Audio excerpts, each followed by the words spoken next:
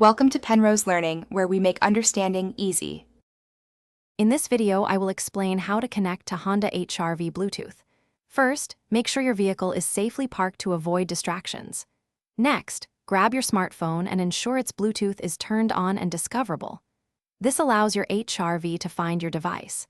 Then, on your HR-V's display, locate and press the phone button.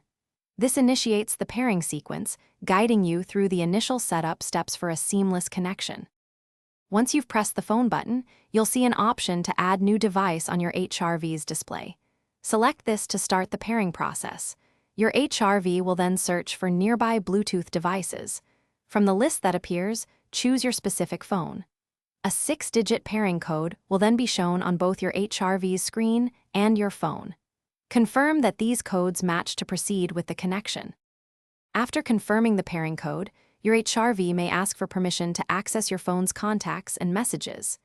It's usually best to allow this for full functionality, enabling hands-free calling and text message display. Once connected, try making a quick hands-free call to ensure everything is working correctly. From now on, your HR-V should automatically connect to your phone whenever you enter the vehicle, making your drives more convenient. If you encounter any issues, a simple restart of both your phone and your HR-V's infotainment system can often resolve minor glitches. Sometimes, deleting old, unused Bluetooth pairings from your HR-V's memory can also help, freeing up space for new connections. Remember, a strong, stable connection enhances your driving experience. For more great tips and to check out the new Kindle Paperwhite, be sure to look for the link and other deals in the description below. Thanks for watching.